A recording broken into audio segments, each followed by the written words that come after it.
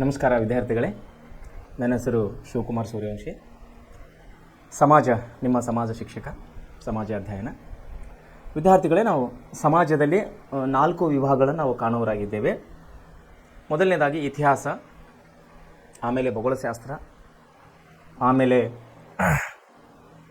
ರಾಜ್ಯಶಾಸ್ತ್ರ ಹಾಗೂ ಅರ್ಥಶಾಸ್ತ್ರ. ಇವು 4 ಭಾಗಗಳನ್ನು ನಾವು ಸಮಾಜಶಾಸ್ತ್ರದಲ್ಲಿ ಕಾಣುವರಾಗಿದ್ದೇವೆ. ಸೊ ಆಲ್ರೆಡಿ ನಾವು ಇಲ್ಲಿವರೆಗೆ ಇತಿಹಾಸನ ಮುಗಿಸಿದ್ದೀವಿ, ರಾಜ್ಯಶಾಸ್ತ್ರ ಮುಗಿಸಿದ್ದೀವಿ, ಭೂಗೋಳಶಾಸ್ತ್ರ ಮುಗಿಸಿದ್ದೀವಿ. ಈಗ ನಾವು ಕೊನೆ ಹಂತದಾಗಿ ನಾವು ಅರ್ಥಶಾಸ್ತ್ರವನ್ನು ಓದ್ತಾ ಇದ್ದೀವಿ. ಇವತ್ತು ಅರ್ಥಶಾಸ್ತ್ರದಲ್ಲಿ ಅಂದರೆ ಅಧ್ಯಾಯ 16 ಇದರಲ್ಲಿ ಅರ್ಥಶಾಸ್ತ್ರ, ಇದರಲ್ಲಿ ನಾವು ಇವತ್ತಿನ ದಿವಸ ಬ್ಯಾಂಕ್ಗಳ ವಿಧಗಳನ್ನು ಓದೋರಾಗಿದ್ದೇವೆ. ಬ್ಯಾಂಕ್ಗಳು ಯಾವ ರೀತಿ ಬ್ಯಾಂಕ್ಗಳು ಏನೇನು ಕೆಲಸ ಮಾಡ್ತವೆ ಅನ್ನೋದೆಲ್ಲ ನಾವು ಇವತ್ತಿನ ಒಂದು ಅಧ್ಯಾಯದಲ್ಲಿ ಓದೋರಾಗಿದ್ದೇವೆ. ವಿದ್ಯಾರ್ಥಿಗಳೇ, ನಮ್ಮ ಪ್ರೆಸೆಂಟ್ ಕ್ಲಾಸ್ಲಿಂದ ಕೊಡುವಂಥ ಪ್ರತಿಯೊಂದು ಕ್ಲಾಸ್ಗಳು, ಪ್ರತಿಯೊಂದು ವಿಷಯಗಳು, ಪ್ರತಿಯೊಂದು ಸಬ್ಜೆಕ್ಟ್ಗಳು ನಿಮಗೆ ಅತಿ ಮುಖ್ಯವಾಗಿವೆ ಅಂಥೇಳಿ ನಾನು ಇನ್ನೊಂದು ಸಾರಿ ನಿಮಗೆ ಹೇಳೋಕ್ಕೆ ಇಷ್ಟಪಡ್ತೇನೆ. ಯಾಕಂದರೆ ಈ ಒಂದು ನಮ್ಮ ಪ್ರೆಸೆಂಟ್ ಕ್ಲಾಸ್ನಲ್ಲಿ ಕೊಡುವಂಥ ವಿಷಯಗಳು, ಇಂಥ ಒಂದು ಬೋಧನೆಯು ನಿಮಗೆ ಹೊರಗಡೆ ಎಲ್ಲೂ ಸಿಗಲಿಕ್ಕಿಲ್ಲ ಅಂಥೇಳಿ ನನ್ನ ಒಂದು ಭಾವನೆಯಾಗಿದೆ. ಯಾಕಂದರೆ ವಿಶೇಷವಾಗಿ ರೂಪಿಸಿದಂಥ ಇದೊಂದು ಯೋಜನೆ ಗ್ರಾಮೀಣ ಭಾಗದ ಮಕ್ಕಳಿಗಾಗಿ, ಕನ್ನಡ ಮಾಧ್ಯಮದಲ್ಲಿ ಓದುತ್ತಿರುವ ಶಾಲೆ ಮಕ್ಕಳಿಗಾಗಿ ಅಥವಾ ಸರ್ಕಾರಿ ಶಾಲೆಯಲ್ಲಿ ಓದುತ್ತಿರುವ ಮಕ್ಕಳಿಗಾಗಿ ವಿಶೇಷವಾಗಿ ರೂಪಿಸಿದಂಥ ಇದೊಂದು ಯೋಜನೆ. ಸೊ ಹಾಗಾಗಿ ಮಕ್ಕಳೇ, ನಮ್ಮ ಒಂದು ಪ್ರೆಸೆಂಟ್ ಕ್ಲಾಸಿನ ಮುಖ್ಯಸ್ಥರ ಒಂದು ಗುರಿ, ಒಂದು ಅವರ ಆಶಯ ಏನಾಗಿದೆ ಅಂದರೆ, ಕಟ್ಟ ಕಡೆ ವಿದ್ಯಾರ್ಥಿಗಳಿಗೆ ಕೂಡ ಈ ಮನೆ ಪಾಠವನ್ನು ಮುಟ್ಟಬೇಕು, ಈ ಒಂದು ವಿಷಯವನ್ನು ಅವರಿಗೆ ಪ್ರತಿಯೊಂದು ಗ್ರಾಮೀಣದ ಕಟ್ಟ ಕಡೆ ವಿದ್ಯಾರ್ಥಿ ಕೂಡ ಮುಟ್ಟಬೇಕು ಅನ್ನುವಂಥ ಒಂದು ನಮ್ಮ ಸಂಸ್ಥೆಯ ಮುಖ್ಯಸ್ಥರ ಒಂದು ಆಶಯ ಆಗಿದೆ. ಹಾಗೂ ಅದೇ ರೀತಿಯಲ್ಲಿ ಅಂದರೆ ಅವರ ಆಶಯದಂತೆ ನಮ್ಮ ಸಂಸ್ಥೆಯ ಎಲ್ಲ ಸಿಬ್ಬಂದಿಗಳು ನಾವೆಲ್ಲರೂ ಕೆಲಸ ಮಾಡ್ತಾಯಿದ್ವಿ. ಸೊ ವಿದ್ಯಾರ್ಥಿಗಳೇ, ತಾವು ಇಲ್ಲಿ ಕೊಡುವಂಥ ಎಲ್ಲ ವಿಷಯಗಳು ಒಳ್ಳೆ ರೀತಿಯಲ್ಲಿ ಅಭ್ಯಾಸ ಮಾಡಿರಿ, ಪದೇ ಅಭ್ಯಾಸ ಮಾಡಿ, ಓದಿದ್ದನ್ನು 2 ಸಾರಿ 3 ಸಾರಿ ಓದಿದ್ರೆ ಎಲ್ಲ ವಿಷಯಗಳನ್ನು ಒಳ್ಳೆ ರೀತಿಯಲ್ಲಿ ನೆನಪಿನಲ್ಲಿ ಇಟ್ಟುಕೊಡ್ರಿ. ಯಾಕಂದರೆ ಇವೆಲ್ಲ ವಿಷಯಗಳು ನಿಮಗೆ ಮುಂಬರುವಂಥ ನಿಮ್ಮ ಶೈಕ್ಷಣಿಕ ಜೀವನ ಹಾಗೂ ನಿಮ್ಮ ವೈಯಕ್ತಿಕ ಜೀವನ ಎರಡಕ್ಕೂ ತುಂಬ ಅನುಕೂಲವಾಗಿದೆ ಅಂತ ಹೇಳಿ ನಾನು ಹೇಳೋಕ್ಕೆ ಇಷ್ಟಪಡ್ತೇನೆ. ಸೊ ನಮ್ಮ ಸಂಸ್ಥೆಯ ಉದ್ದೇಶ ಹಾಗೂ ನಿಮ್ಮ ಜೀವನ ಈ ಎರಡನ್ನು ರೂಪಿಸ್ಕೋಬೇಕಾದರೆ ತಾವು ಒಳ್ಳೆ ರೀತಿಯಲ್ಲಿ ಅಭ್ಯಾಸ ಮಾಡಿರಿ ಅಂಥೇಳಿ ನಾನು ನಿಮ್ಮ ಯಶಸ್ಸಿಗಾಗಿ ಸಂಸ್ಥೆ ಪರವಾಗಿ ಹಾಗೂ ವೈಯಕ್ತಿಕವಾಗಿ ನಾನು ಹಾರೈಸುವನಾಗಿದ್ದೇನೆ. ವಿದ್ಯಾರ್ಥಿಗಳಿಗೆ ನಾವು ಬ್ಯಾಂಕ್ಗಳ ವಿಧಗಳ ಬಗ್ಗೆ ನಾವು ಅಭ್ಯಾಸ ಮಾಡೋರಾಗಿದ್ದೇವೆ. ಬ್ಯಾಂಕ್ಗಳು ಆಲ್ರೆಡಿ ನಾವು ಕಳೆದ ಒಂದು ಕ್ಲಾಸ್ನಲ್ಲಿ ನಾವು ಬ್ಯಾಂಕ್ಗಳು, ನಮ್ಮ ಭಾರತೀಯ ರಾಷ್ಟ್ರೀಕೃತ ಬ್ಯಾಂಕ್ಗಳು, ವಿದೇಶಿ ಬ್ಯಾಂಕ್ಗಳು, ಖಾಸಗಿ ಬ್ಯಾಂಕ್ಗಳು ಎಲ್ಲ ಇದರ ಬಗ್ಗೆ ನಾವು ಓದಿದ್ದೇವೆ. ವಿಶೇಷವಾಗಿ ಬ್ಯಾಂಕ್ಗಳ ಉದ್ಯಮದಲ್ಲಿ ಇತ್ತೀಚಿನ ಬೆಳವಣಿಗೆ ಅಂದರೆ ಅಂಚೆ ಕಚೇರಿಗಳು ಕೂಡ ಈಗೇನಾಗಿದೆ ಪೋಸ್ಟ್ ಬ್ಯಾಂಕ್ ಅಂತ ಹೇಳಿ ಮಾಡಿದ್ದಾರೆ. ನರೇಂದ್ರ ಮೋದಿಯವರು, ನಮ್ಮ ದೇಶದ ಪ್ರಧಾನಮಂತ್ರಿಯವರು ಏನು ಮಾಡಿದ್ದಾರೆ, ಈಗ ಪೋಸ್ಟ್ ಆಫೀಸ್ ಅಂಚೆ ಕಚೇರಿ ಇದ್ದಿದ್ದು ಅನ್ನೋದು ಏನು ಮಾಡಿದ್ದಾರೆ, ಈಗ ಇಂಡಿಯನ್ ಪೋಸ್ಟ್ ಬ್ಯಾಂಕ್ ಅಂತ ಹೇಳಿ ಮಾಡಿದ್ದಾರೆ. ಇಂಡಿಯನ್ ಪೋಸ್ಟ್ ಬ್ಯಾಂಕ್ ತಾವುಗಳು ತಮ್ಮ ಊರಲ್ಲಿ ಪೋಸ್ಟ್ ಆಫೀಸ್ ಇದ್ದಿದ್ದನ್ನು ತಾವು ನೋಡ್ಬೋದು. ಅಥವಾ ನಿಮ್ಮ ಜಿಲ್ಲಾ ಮಟ್ಟಕ್ಕೆ ಹೋದರೆ ಅಥವಾ ನಿಮ್ಮ ತಾಲೂಕು ಮಟ್ಟಕ್ಕೆ ಹೋದಾಗ ನಿಮ್ಮ ಅಂಚೆ ಕಚೇರಿ ಏನಿತ್ತಲ್ಲ ಮುಂಚೆ, ಭಾರತೀಯ ಅಂಚೆ ಕಚೇರಿ ಅನ್ನುವಂಥ ಏನು ಬೋರ್ಡ್ ಇತ್ತು, ಅದನ್ನು ತೆಗೆದು ಏನು ಮಾಡಿದ್ದಾರೆ, ಈಗ ನಮ್ಮ ದೇಶದ ಪ್ರಧಾನಮಂತ್ರಿಗಳು ಏನು ಮಾಡಿದ್ದಾರೆ, ಇಂಡಿಯನ್ ಪೋಸ್ಟ್ ಬ್ಯಾಂಕ್, ಭಾರತೀಯ ಪೋಸ್ಟ್ ಬ್ಯಾಂಕ್ ಅಂಥೇಳಿ ಈಗ ಮಾಡಿದ್ದಾರೆ. ಸೊ ವಿಶೇಷವಾಗಿ ವಿದ್ಯಾರ್ಥಿಗಳೇ, ಈ ಪೋಸ್ಟ್ ಆಫೀಸ್ ಅವರು ಅಂದರೆ ಅಂಚೆ ಕಚೇರಿಗಳೊಳಗಡೆ ಏನಾಗಿದೆ, ಈಗ ಬ್ಯಾಂಕಿಂಗ್ ಲೆವೆಲ್ಗೆ, ಬ್ಯಾಂಕಿಂಗ್ ಸೇವೆಗೆ ಬಂದಿದ್ದಾರೆ.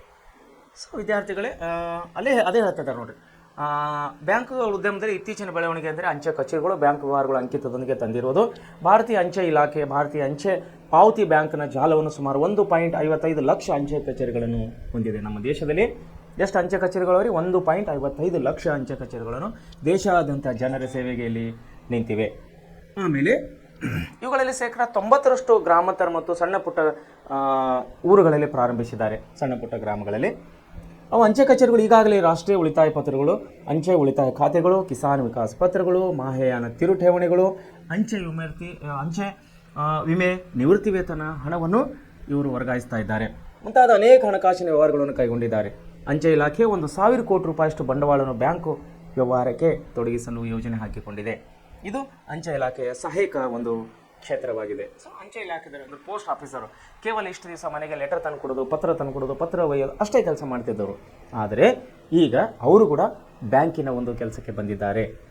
ಸೊ ಅದಕ್ಕಾಗಿ ಬ್ಯಾಂಕ್ ಏನಿದೆಯಲ್ಲ, ಪೋಸ್ಟ್ ಆಫೀಸ್ ಏನಿತ್ತು ಅದನ್ನು ಕೂಡ ಬ್ಯಾಂಕಿಗೆ ಏನು ಬಂದಿದ್ದಾರಲ್ಲ, ಏನಾಗ್ತದೆ ಅಂದರೆ ಬ್ಯಾಂಕ್ಗಳು ಅಂದರೆ ಪೋಸ್ಟ್ ಆಫೀಸ್ ಏನಿದೆಯಲ್ಲ ಅವರು ಕೂಡ ಈಗ ಬ್ಯಾಂಕಿಂಗ್ ಕ್ಷೇತ್ರಕ್ಕೆ ಬಂದಿದ್ದಾರೆ. ಇಡೀ ದೇಶದಲ್ಲಿ 1.55 ಲಕ್ಷ ಬ್ರಾಂಚಸ್ ಅಂದರೆ ಅವರ ಶಾಖೆಗಳನ್ನು ಅವರು ಹೊಂದಿ ಅವರು ಗ್ರಾಮೀಣ ಭಾಗದಲ್ಲಿ ಜನರಿಗೆ ಬ್ಯಾಂಕಿಂಗ್ ಸೇವೆಯನ್ನು ಒದಗಿಸ್ತಾ ಇದ್ದಾರೆ. ಸೊ ಹಾಗಾದರೆ ಬ್ಯಾಂಕಿನಲ್ಲಿ ಎಷ್ಟು ವಿಧಗಳಿವೆ, ಯಾವ್ಯಾವ ಥರ ಬ್ಯಾಂಕ್ಗಳಿದೆ ಅನ್ನೋದು ನಾವು ನೋಡೋರಾಗೋಣ. ಬ್ಯಾಂಕ್ಗಳೇ ಹಲವಾರು ವಿಧಗಳಿವೆ. ಪ್ರತಿಯೊಂದು ವಿಧದ ಬ್ಯಾಂಕ್ಗಳು ತಮ್ಮ ನಿರ್ದಿಷ್ಟ ವಿವಿಧ ವ್ಯವಹಾರದಲ್ಲಿ ಪರಿಣಿತಿ ಪಡೆದಿವೆ. ಕೆಲವು ಮುಖ್ಯ ಬ್ಯಾಂಕ್ಗಳ ವಿಧಗಳೆಂದರೆ, ಒಂದು ಕೇಂದ್ರ ಬ್ಯಾಂಕು ಅಥವಾ ಭಾರತೀಯ ರಿಸರ್ವ್ ಬ್ಯಾಂಕ್. ಒಂದೇನೆಂದರೆ ಕೇಂದ್ರ ಬ್ಯಾಂಕ್ ಅಂತ ಹೇಳಿ ನಾವು ಇದನ್ನು ಕರಿತೀವಿ, ಅಥವಾ ಭಾರತೀಯ ರಿಸರ್ವ್ ಬ್ಯಾಂಕ್, ಭಾರತೀಯ ರಿಸರ್ವ್ ಬ್ಯಾಂಕ್. ಆಮೇಲೆ ಎರಡನೇದಾಗಿ ವಾಣಿಜ್ಯ ಬ್ಯಾಂಕುಗಳು,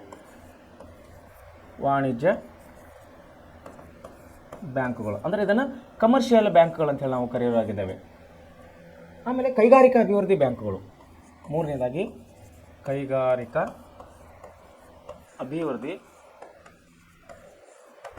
ಬ್ಯಾಂಕುಗಳು.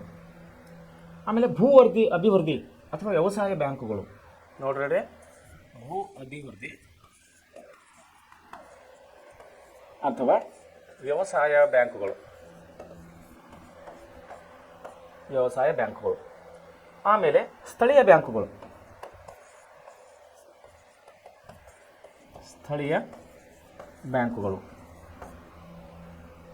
ಆಮೇಲೆ ಸಹಕಾರಿ ಬ್ಯಾಂಕುಗಳು.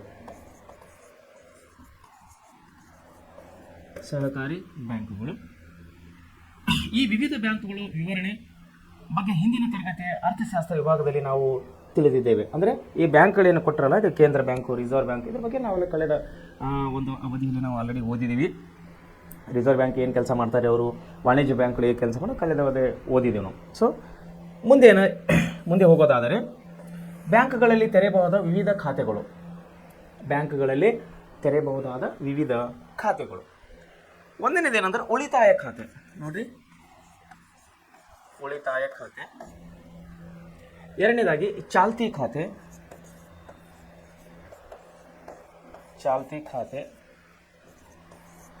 ಮೂರನೇದಾಗಿ ಆವರ್ತ ಠೇವಣಿ ಅಂತ ಹೇಳಿ ಕರಿತೀವಿ ನಾವು,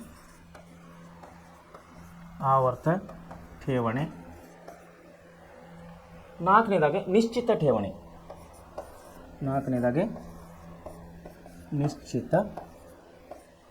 ಠೇವಣಿ.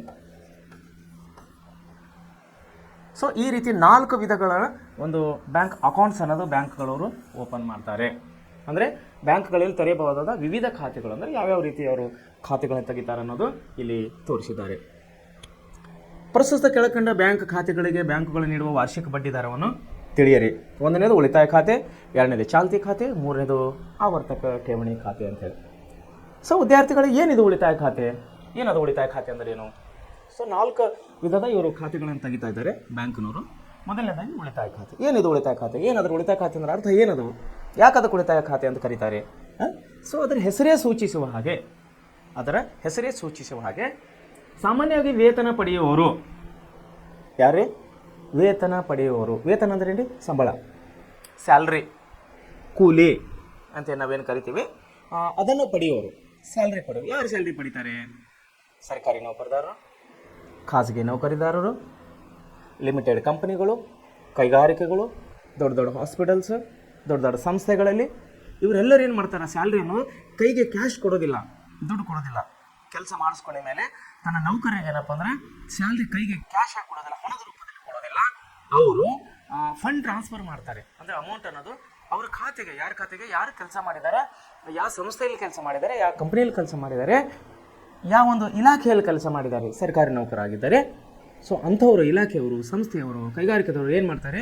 ತನ್ನ ನೌಕರನ, ಅಂದರೆ ಕೆಲಸ ಮಾಡಿಸ್ಕೊಂಡಂಥ ನೌಕರನ ಖಾತೆಗೆ ಡೈರೆಕ್ಟವಾಗಿ ಅವರ ಖಾತೆಯಿಂದ ಇವರ ಖಾತೆಗೆ ಹಣವನ್ನು ಟ್ರಾನ್ಸ್ಫರ್ ಮಾಡ್ತಾರೆ, ಅಂದರೆ ದುಡ್ಡನ್ನು ಕಟ್ತಾರೆ.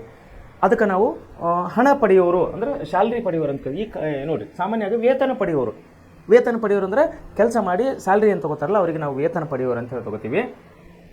ಅಥವಾ ಒಂದು ನಿಯಮಿತ ಆದಾಯ ಹೊಂದಿರುವ ಜನರಿಂದ ಉಳಿತಾಯ ಖಾತೆ ತೆರೆಯಲು ಪಡಿತಿದೆ. ಒಂದು ನಿಯಮಿತ ಅಂದ್ರೆ ಫಿಕ್ಸ್ಡ್ ಉಳಿತಾಯ ಅಂದರೆ ಇನ್ಕಮ್, ಫಿಕ್ಸ್ಡ್ ಇನ್ಕಮ್ ಅಂತ ಕರಿತೀವಿ. ಉದಾಹರಣೆಗೆ ಒಂದು ಬಿಲ್ಡಿಂಗ್ ಇದೆ, ಒಂದು ದೊಡ್ಡ ಬಿಲ್ಡಿಂಗ್ ಇದೆ. ಬಿಲ್ಡಿಂಗ್ ಮೇಲೆ ಈ ಕಡೆ ಏನಪ್ಪ ಅಂದ್ರೆ ಒಂದು ಟವರ್ಗಳನ್ನು ಕೂಡಿಸ್ತಾ ಇದ್ದಾರೆ, ಟೆಲಿಫೋನ್ ಟವರ್ಸ್.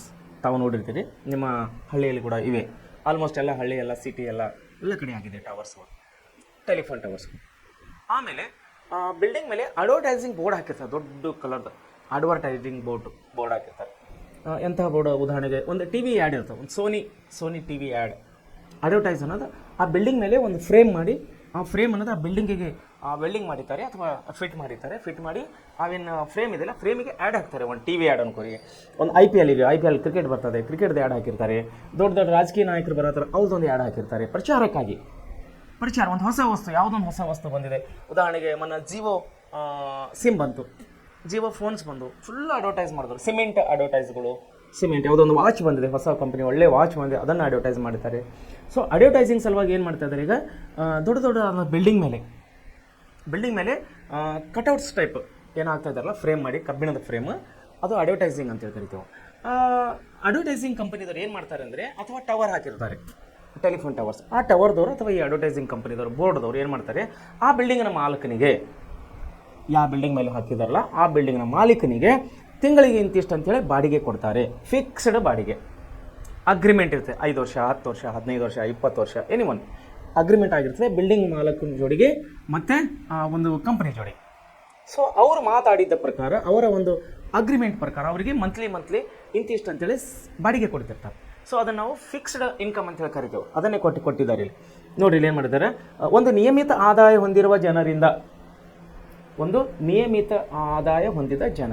ನಿಯಮಿತ ಅಂದರೆ ಫಿಕ್ಸ್ಡ್, ನಿಯಮವಾಗಿ ಕಾಲಕ್ಕೆ ಏನು ಬರ್ತಾ ಇರ್ತದಲ್ಲ ಇನ್ಕಮ್, ಹಣ ಏನು ಬರ್ತಾ, ಅದಕ್ಕೆ ನಿಯಮಿತ ಆದಾಯ ಅಂತ ಹೇಳಿ ಕರಿತೀವಿ. ಈಗ ನೋಡಿ, ಬಿಲ್ಡಿಂಗ್ ಮೇಲೆ ಟವರ್ ಹಾಕಿರ್ತಾರೆ, ಅದು ಮಂತ್ಲಿ ಅವ್ರು ಬಾಡಿಗೆ ರೆಂಟ್ ಕೊಡ್ತಾನೆ ಇರ್ತಾರೆ. ಸೊ ಅಂಥವ್ರು ಏನು ಮಾಡ್ತಾರೆ, ಅಂಥ ಒಂದು ಉಳಿತಾಯ ಖಾತೆ ತೆಗೆದಿರ್ತಾರೆ. ಈ ಸೌಲಭ್ಯವನ್ನು ವಿದ್ಯಾರ್ಥಿಗಳು, ಹಿರಿಯ ನಾಗರಿಕರು, ಪಿಂಚಣಿದಾರರು ಕೂಡ ತೆರೆಯಲು ಅವಕಾಶವಿದೆ. ವಿದ್ಯಾರ್ಥಿಗಳು ಕೂಡ ಇಂತಹ ಉಳಿತಾಯ ಖಾತೆಯನ್ನು ತೆಗಿಬೋದು. ಯಾಕಂದರೆ ಅವ್ರಿಗೆ ಮಕ್ಕಳಿಗೆ ಉದಾಹರಣೆಗೆ ನಿಮಗೆ ಶಾಲೆಯಿಂದ, ಸರ್ಕಾರ ಕಡೆಯಿಂದ ಏನು ಬರ್ತಾರೆ, ಸ್ಕಾಲರ್ಶಿಪ್ ಕೊಡ್ತಾರೆ. ಶಾಲೆಯಿಂದ ನಿಮಗೆ ಪ್ರತಿಭಾವಂತ ಮಕ್ಕಳಿಗೆ ಸ್ಕಾಲರ್ಶಿಪ್ ಕೊಡ್ತಾರೆ. ಅಂಥದನ್ನು ನೀವು ವಿದ್ಯಾರ್ಥಿಗಳು ಕೂಡ ತಾವು ಉಳಿತಾಯ ಖಾತೆಯನ್ನು ತೆಗಿಬೋದು. ಆಮೇಲೆ ಹಿರಿಯ ನಾಗರಿಕರು ನೋಡಿ, ವಯಸ್ಸಾದವರು ಅಜ್ಜಿಗಳಿಗೆ ಸರ್ಕಾರ ಕಡೆಯಿಂದ ತಿಂಗಳಿಗೆ ಇಂತಿಷ್ಟು ಅಂತ ಖರ್ಚಿಗೆ 1000-1500 ರೂಪಾಯಿ ದುಡ್ಡು ಬರ್ತಾ ಇದೆ. ಅಂಗವಿಕಲರಿಗೆ ಬರ್ತಾ ಇದೆ. ವಯಸ್ಸಾದವರು, ಹಿರಿಯ ನಾಯಕರು ಅಂದ್ರೆ ವಯಸ್ಸಾದವರಿಗೆ ಬರ್ತಾ ಇದೆ. ಸೊ ಹೀಗೆಲ್ಲ ಇವರು ಕೂಡ ಉಳಿತಾಯ ಖಾತೆಯನ್ನು ತೆಗಿಬೋದು. ಆಮೇಲೆ ಪಿಂಚಣಿದಾರರು ಸರ್ಕಾರಿ ನೌಕರಿ ಮಾಡಿ ನಿವೃತ್ತಿ ಹೊಂದಿರ್ತಾರೆ, ಸೇವೆಯಿಂದ ನಿವೃತ್ತಿ ಹೊಂದಿರ್ತಾರೆ, ಅವರಿಗೆ ತಿಂಗಳಿಗೆ ಇಂತಿಷ್ಟು ಅಂತೇಳಿ ಪೆನ್ಷನ್ ಬರ್ತದೆ, ಅವರು ಉಳಿತಾಯ ಖಾತೆಯನ್ನು ತೆಗಿಬೋದು. ಸೊ ಈ ರೀತಿ ಏನಪ್ಪ ಅಂದ್ರೆ ವಿದ್ಯಾರ್ಥಿಗಳು, ಹಿರಿಯ ನಾಗರಿಕರು, ಪಿಂಚಣಿದಾರರು ಯಾರು ಬೇಕಾದ್ರೆ SB ಅಕೌಂಟ್ ಅಂತ ಕರಿತೀವಿ ನಾವು ಇಂಗ್ಲೀಷ್ನಲ್ಲಿ, ಕನ್ನಡದಲ್ಲಿ ಉಳಿತಾಯ ಖಾತೆ ಅಂತೇಳಿ ಕರಿತೀವಿ. ಸೊ ಈ ಅಕೌಂಟನ್ನು ಯಾರು ಬೇಕಾದ್ರೆ ಓಪನ್ ಮಾಡ್ಕೋಬೋದು, ಯಾವುದೇ ಬ್ಯಾಂಕಲ್ಲಿ ತೆಗಿಬೋದು. ಆಮೇಲೆ ಈ ಖಾತೆಯ ಜನರ ಹಣವನ್ನು ಹಳೆಯ ಉಳಿತಾಯ ಮಾಡಲು ಸಹಾಯ ಮಾಡುತ್ತದೆ. ಈ ಖಾತೆ ಏನು ಮಾಡುತ್ತದೆ ಅಂದರೆ ಹಣವನ್ನು ಉಳಿತಾಯ ಮಾಡಲು ಈ ಖಾತೆಯನ್ನು ಸಹಾಯ ಮಾಡುತ್ತದೆ. ಆಮೇಲೆ ಉಳಿತಾಯ ಖಾತೆಯ ಗರಿಷ್ಠ ಮೊತ್ತಕ್ಕೆ ಪರಿಮಿತಿ ಇರುವುದಿಲ್ಲ. ನೋಡಿರಿ, ಉಳಿತಾಯ ಖಾತೆಗೆ ಗರಿಷ್ಠ ಮಿತಿ, ಹೈಯೆಸ್ಟ್ ಏನಂತೀವಿ ನಾವು ಅಂದರೆ ಲಿಮಿಟ್ ಅಂತ ಕರಿತೀವಿ. ಹೆಚ್ಚಿನ ಮಿತಿ ಅಂತ ಯಾವುದೇ ರೀತಿ ಮಿತಿ ಇರೋದಿಲ್ಲ. ಯಾಕಂದರೆ ಇದ್ರ ಹೆಸರೇ ಉಳಿತಾಯ ಖಾತೆ, ನೀವು ಎಷ್ಟು ಬೇಕಾದರೂ ಉಳಿಸ್ಕೋಬೋದು. ಆಮೇಲೆ ಬ್ಯಾಂಕ್ನಿಂದ ಹಣ ಹಿಂದಕ್ಕೆ ಪಡೆಯಲು ಚೆಕ್ಕು, ಪುಸ್ತಕ ಅಥವಾ ಹಣ ಹಿಂದಕ್ಕೆ ಪಡೆಯುವ ಚೀಟಿಯ ಮೂಲಕ ಸಾಧ್ಯವಿದೆ. ಒಂದು ವೇಳೆ ನಿಮ್ಮ ಉಳಿತಾಯ ಖಾತೆಯಲ್ಲಿದ್ದಂಥ ದುಡ್ಡನ್ನು ನಿಮಗೆ ರಿಟರ್ನ್ ಖರ್ಚಿಗೆ ಬೇಕಾದರೆ, ನಿಮಗೆ ತೊಗೋಬೇಕಾದ್ರೆ ಹೆಂಗೆ ಮಾಡಬೇಕು? ಸೊ ಅದಕ್ಕೆಲ್ಲ ಫೆಸಿಲಿಟಿ ಇದೆ. ಏನಿದೆ, ಅದಕ್ಕೆ ಚೆಕ್ ಬುಕ್ ಕೊಟ್ಟಿರ್ತಾರೆ, ನೀವು ಬ್ಯಾಂಕ್ನಲ್ಲಿ ಹೋಗಿ ವಿಡ್ರಾವಲ್ ಹಾಕಿ ಕೂಡ ತಗೋಬೋದು. ಈಗಂತೂ ಏನು ತೊಂದರೆ ಇಲ್ಲ ದುಡ್ಡು ತೆಗಿಲಿಕ್ಕೆ. ಯಾಕೆ ATMs ಆಗಿದೆ, ATMs ಇಲ್ಲ, ಈಗ UPI ಆಗಿದೆ. UPI ಮೀನ್ಸ್ ನಿಮ್ಗೆ ಗೊತ್ತಿದೆ, ಫೋನ್ಪೇ ಇದೆ, ಗೂಗಲ್ ಪೇ ಇದೆ, ಪೇಟಿಎಮ್ ಇದೆ.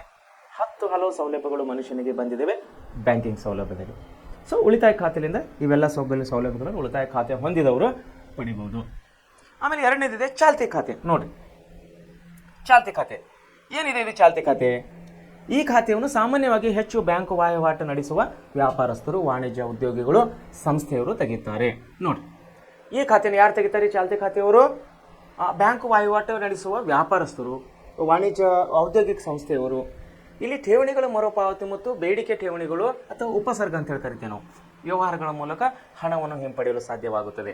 ಹಣವನ್ನು ದಿನಕ್ಕೆ ಎಷ್ಟು ಬಾರಿ ಆದರೂ ತುಂಬಬಹುದು ಮತ್ತು ಎಷ್ಟು ಬಾರಿ ಆದರೂ ಹಿಂಪಡೆಯಬಹುದು. ಈ ಖಾತೆಯ ಠೇವಣಿಗಳಿಗೆ ಬ್ಯಾಂಕ್ಗಳು ಬಡ್ಡಿಯನ್ನು ಕೊಡೋದಿಲ್ಲ, ಆದರೆ ತಮ್ಮ ಸೇವೆಗೆ ಸೇವಾ ಶುಲ್ಕವನ್ನು ವಸೂಲಿ ಮಾಡುತ್ತವೆ. ಯಾರು? ಚಾಲ್ತಿ ಖಾತೆಯವರು. ಆಮೇಲೆ ಆವರ್ತಕ ಠೇವಣಿ ಖಾತೆ ಅಂತ ಕರಿತೀವಿ, ರೀಕರ್ನಿಂಗ್ ಡಿಪಾಸಿಟ್ ಅಕೌಂಟ್ ಅಂತೇಳಿ ಇನ್ನೊಂದು ಥರದ ಇದು ಖಾತೆಯಾಗಿದೆ.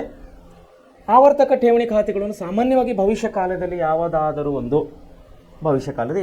ಒಂದು ನಿರ್ದಿಷ್ಟ ದಿನದ ಹಿಂದಕ್ಕೆ ಪಡೆಯಲು ತೆರೆಯಲ್ಪಡುತ್ತದೆ. ಭವಿಷ್ಯದ ಅವಶ್ಯಕತೆಗಳಿಗೆ ತಿಂಗಳು ವ್ಯವಸ್ಥಿತವಾಗಿ ಠೇವಣಿಗಳನ್ನು ಒಂದು ಅವಧಿಗೆ ಜಮಾ ಮಾಡುತ್ತಾರೆ.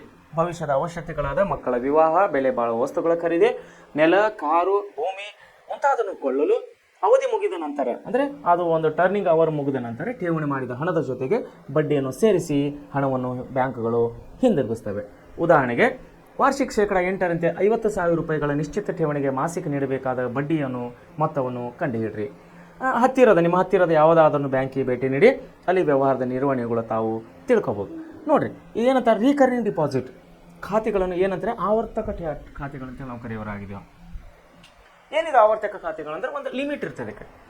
ಡೇಸ್, ನಮ್ಮ ಡೇಸ್ ತಿಂಗಳು, ಇಷ್ಟು ದಿನ, ಇಷ್ಟು ತಿಂಗಳು ಅಥವಾ ಇಷ್ಟು ವರ್ಷ ಅಂಥೇಳಿ ಒಂದು ಲಿಮಿಟ್ ಇರ್ತದೆ. ಅದಕ್ಕೆ ನಾವು ಅಷ್ಟು ದಿವಸದವರೆಗೆ ನಾವು ಆವರ್ತಕ ಅಂಥೇಳಿ ಆ ಖಾತೆಯಲ್ಲಿ ನಾವು ಹಣವನ್ನು ಇಡ್ಬೋದು.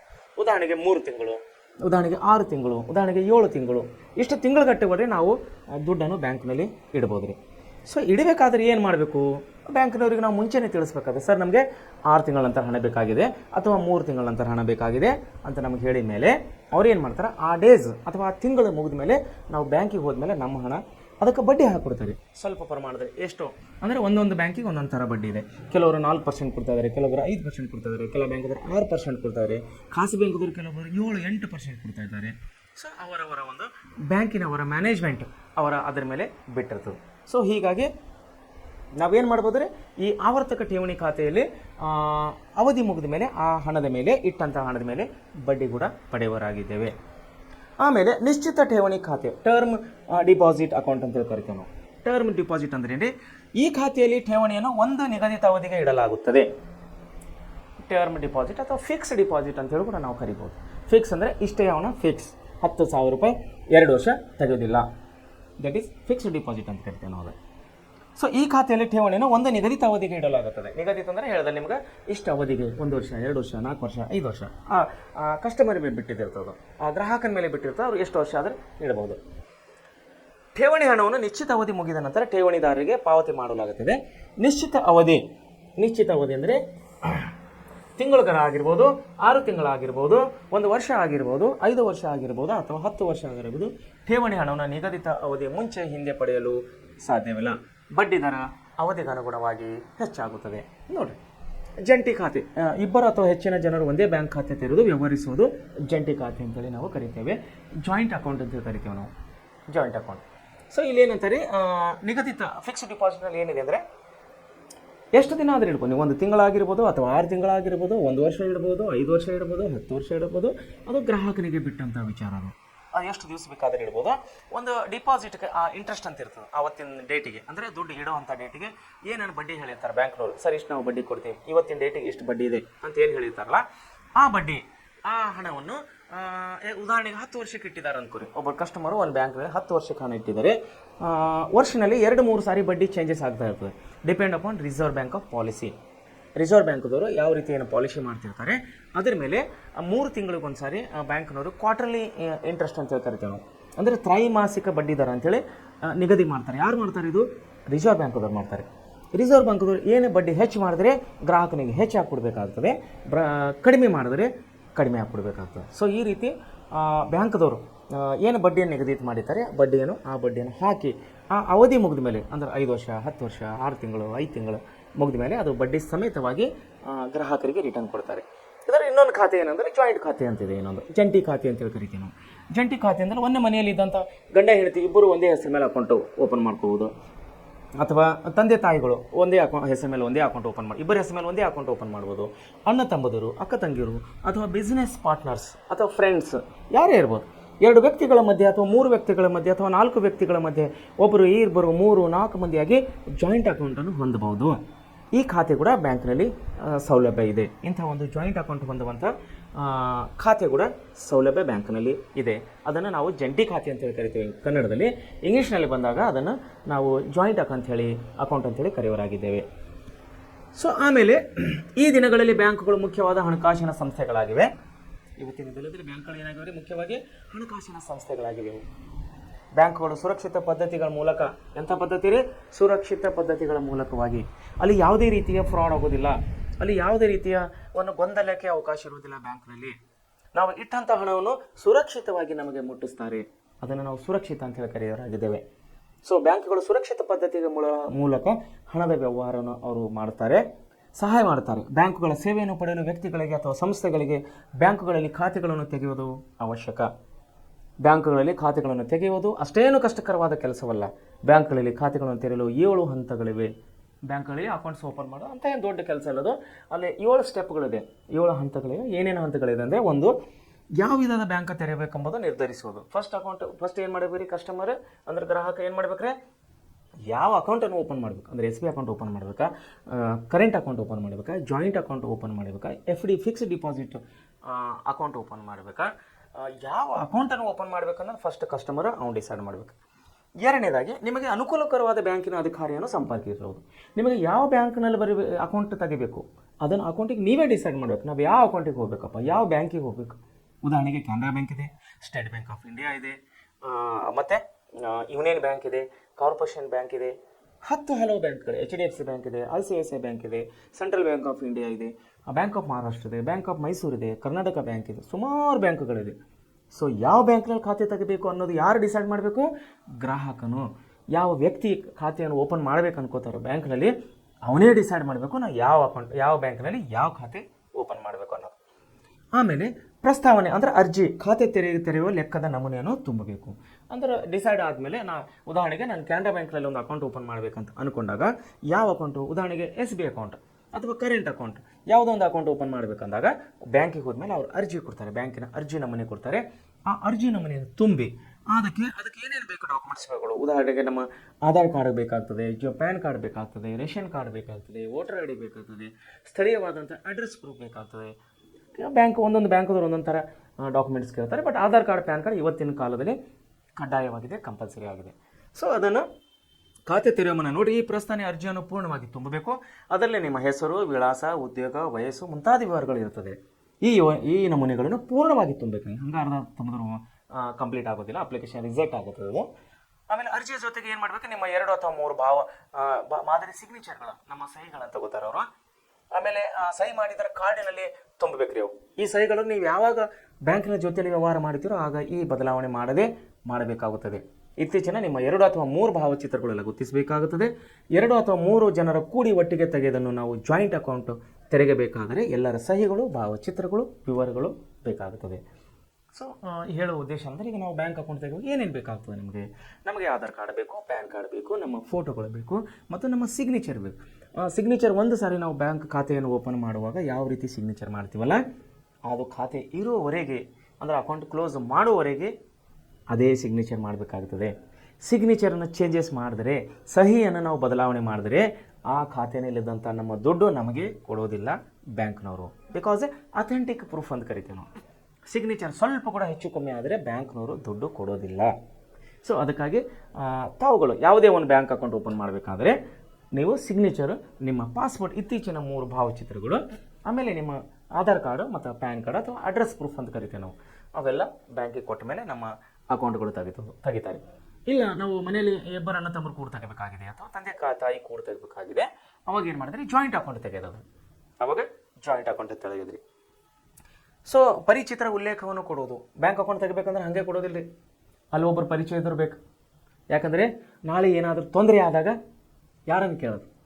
ಸೊ ಅವಾಗಾಗಿ ಒಬ್ಬರು ಪರಿಚಯಸ್ತಾರೆ, ಅವರಿಗೆ ನಾವು ಪರಿಚಯ ಅಂದರೆ ಅವರಿಗೆ ನಾವು ಕೊಡಬೇಕಾಗ್ತದೆ ಬ್ಯಾಂಕಿಗೆ ಡೀಟೇಲ್ಸ್, ನಮ್ಮದು ಒಬ್ಬರು ಪರಿಚಯದವರು ಅದಾರೆ ಅಂತೇಳಿ ಅವ್ರದ್ದು ಏನೇನು ಕೊಡಬೇಕಾಗ್ತದೆ ನೋಡ್ರೆ, ಬ್ಯಾಂಕು ಖಾತೆ ತೆಗೆದ ನಮೂನೆಯನ್ನು ಎಲ್ಲ ರೀತಿಗಳು ಭರ್ತಿ ಮಾಡಿದ ಮೇಲೆ ಅದಕ್ಕೆ ಸಂಬಂಧಪಟ್ಟ ಅಡಕಗಳಾದ PAN card, Aadhaar card, EPIC card ಅಂದರೆ ವೋಟರ್ ID, ರೇಷನ್ ಕಾರ್ಡ್ ಇತ್ಯಾದಿಗಳನ್ನು ಲಗತ್ತಿಸಿ ಬ್ಯಾಂಕ್ಗಳಿಗೆ ನಾವು ಕೊಡಬೇಕಾಗುತ್ತದೆ.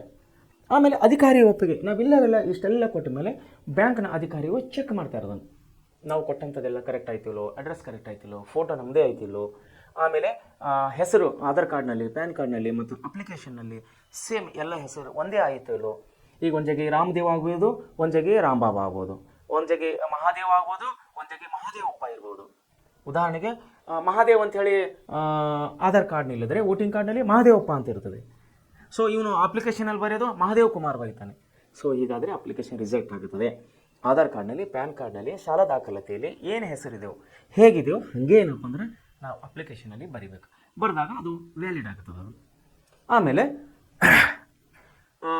ಅದನ್ನೆಲ್ಲ ನೋಡಿದ ಮೇಲೆ ಅಧಿಕಾರಿ ಏನು ಮಾಡ್ತಾರೆ, ಅದಕ್ಕೆ ಒಪ್ಪಿಗೆ ಕೊಡ್ತಾರೆ. ನೋಡಿ, ನಾವು ಸಲ್ಲಿಸಿದ ಮಾಹಿತಿ ಅಧಿಕಾರಿಯು ಎಲ್ಲ ರೀತಿಯಲ್ಲೂ ಸಮಂಜಸವಾಗಿದೆ ಅಂದರೆ ಎಲ್ಲವೂ ಕರೆಕ್ಟ್ ಆಗಿದೆ ಅಂದಾಗ, ಎಂದು ಮನವರಿಕೆ ಆದಾಗ ಅಂದರೆ ಅವನಿಗೆ ಕನ್ಫರ್ಮೇಷನ್ ಆದಾಗ ಖಾತೆ ತೆರೆಯಲು ಅನುಮತಿಯನ್ನು ಕೊಡ್ತಾರೆ ಬ್ಯಾಂಕ್ ಮ್ಯಾನೇಜರ್.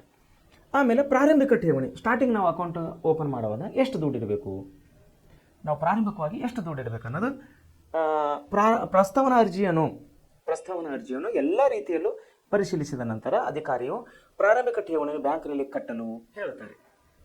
ಎಲ್ಲ ಡಾಕ್ಯುಮೆಂಟೇಷನ್ ಕರೆಕ್ಟ್ ಆದಾಗ, ಎಲ್ಲ ಪೇಪರ್ ಓಕೆ ಆದಾಗ ಆಗ ಬ್ಯಾಂಕ್ನವ್ರು ಹೇಳ್ತಾರೆ, ಹಾಂ ನಿಮ್ಮ ಖಾತೆಯಲ್ಲಿ ನಿಮ್ಮದು ಖಾತೆ ಎಲ್ಲ ಓಕೆ ಇದೆ ರೀ, ನಿಮ್ಮದು ಪೇಪರ್ಸ್ ಎಲ್ಲ ಓಕೆ ಇದೆ, ನೀವು ಅಕೌಂಟ್ ಓಪನ್ ಅಮೌಂಟ್ಸ್ ಅಂದರೆ ಖಾತೆ ತೆರೆಯುವಂಥ ಸಮ್ ಅಮೌಂಟ್ಸ್, ಕೆಲವರು ಬ್ಯಾಂಕ್ನಲ್ಲಿ 500 ಇದೆ, ಕೆಲವು ಬ್ಯಾಂಕ್ನಲ್ಲಿ 1000 ಇದೆ, 2000 ಇದೆ. ಖಾಸಗಿ ಬ್ಯಾಂಕ್ಗಳಾದಂಥ ICICI, ಆಕ್ಸಿಸ್ ಬ್ಯಾಂಕ್ ಮತ್ತು HDFC ಬ್ಯಾಂಕ್ ಇಲ್ಲೆಲ್ಲ 10,000 ರೂಪಾಯಿ ಇದೆ ಕೇವಲ ಖಾತೆ ತೆಗಿಲಿಕ್ಕೆ. ಆಮೇಲೆ ಸರ್ಕಾರಿ ಬ್ಯಾಂಕಿಗೆ ಹೋದಾಗ ಮತ್ತು ಕೋಆಪರೇಟಿವ್ ಸಹಕಾರಿ ಬ್ಯಾಂಕ್ಗಳಿಗೆ ಬಂದಾಗ ಅಲ್ಲೆಲ್ಲ ಕಡಿಮೆ ಇರ್ತದೆ, 500-1000 ರೂಪಾಯಿ ಇರ್ತದೆ ಬ್ಯಾಂಕ್ನಲ್ಲಿ. ಖಾಸಗಿ ಬ್ಯಾಂಕಲ್ಲಿ ಹೋದಾಗ ಅಲ್ಲಿ ತುಂಬ ದೊಡ್ಡ ಅಮೌಂಟ್ ಕಟ್ಟಿಸ್ಕೊತಾರೆ, 5,000, 10,000. ಸೊ ಏನಂತಾರೆ, ಅವಾಗ ಏನಾಗ್ತದೆ, ಬ್ಯಾಂಕ್ ಮ್ಯಾನೇಜರ್ ಎಲ್ಲ ಪೇಪರ್ಸ್ ಎಲ್ಲ ಓಕೆ ಆದಮೇಲೆ ಅವ್ರು ಹೇಳ್ತಾರೆ, ನಿಮ್ಮ ಡಾಕ್ಯುಮೆಂಟೇಷನ್ ಎಲ್ಲ ಓಕೆ ಐತ್ರಿ, ನೀವು 1,000 ರೂಪಾಯಿ ಕಟ್ಟಿರಿ, ನಿಮ್ಮ ಖಾತೆಯನ್ನು ತೆಗೆದುಕೊಡ್ತೀವಿ. ಸೊ ಅವಾಗ ಕೌಂಟರ್ನಲ್ಲಿ ಕ್ಯಾಶ್ ಕೌಂಟರ್ ಹತ್ರ ಹೋಗಿ ನಮ್ಮಲ್ಲಿ ಇದ್ದಂಥ ದುಡ್ಡನ್ನು ಒಂದು ಸ್ಲಿಪ್ ಕೊಡ್ತಾರೆ, ಡಿಪಾಸಿಟ್ ಸ್ಲಿಪ್ ಕೊಡ್ತಾರೆ.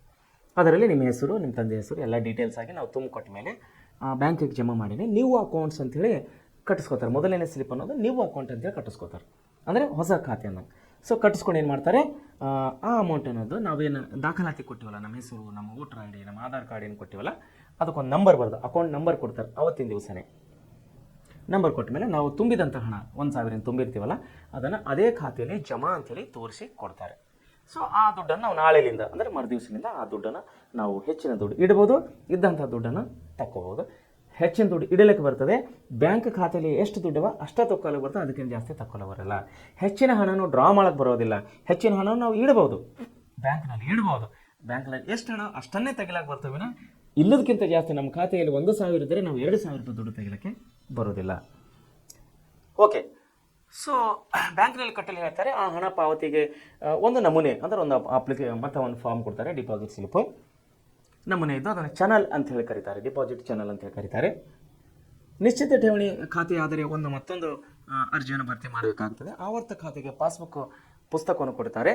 ಉಳಿತಾಯ ಖಾತೆ ಅಥವಾ ಚಾಲ್ತಿ ಖಾತೆ ಆದಲ್ಲಿ ಹಣ ಹಿಂದಕ್ಕೆ ಪಡೆಯಲು ಅನುಕೂಲವಾಗುವಂತೆ ಚೆಕ್ ಬುಕ್ ಕೂಡ ಅವರು ಕೊಡ್ತಾರೆ. ಸೊ ಖಾತೆಯನ್ನು ಬ್ಯಾಂಕ್ ಖಾತೆಯನ್ನು ತೆಗೆಯುವುದರಿಂದ ಆಗುವ ಅನುಕೂಲಗಳೇನು? ಸೊ ಯಾಕೆ ತೆಗಿಬೇಕ್ರಿ ಬ್ಯಾಂಕ್ ಖಾತೆಗಳು ಯಾಕೆ ತೆಗಿಬೇಕು, ಏನು ಲಾಭ ಇದೆ ಅದರಲ್ಲಿ, ನಮಗೆ ಏನು ಅನುಕೂಲ ಇದೆ ಅನ್ನೋದನ್ನು ನಾವು ನೋಡೋದಾದರೆ, ವಿದ್ಯಾರ್ಥಿಗಳ ಬ್ಯಾಂಕ್ ಖಾತೆಯು ಹಣದ ಭದ್ರತೆಯನ್ನು ಕಾಪಾಡುತ್ತದೆ. ನೋಡಿರಿ, ಬ್ಯಾಂಕ್ ಖಾತೆ ಏನು ಮಾಡ್ತಾರೆ, ನಮ್ಮಲ್ಲಿದ್ದಂಥ ಹಣದ ಭದ್ರತೆಯನ್ನು ಕಾಪಾಡ್ತದೆ ಮೊದಲನೇದಾಗಿ.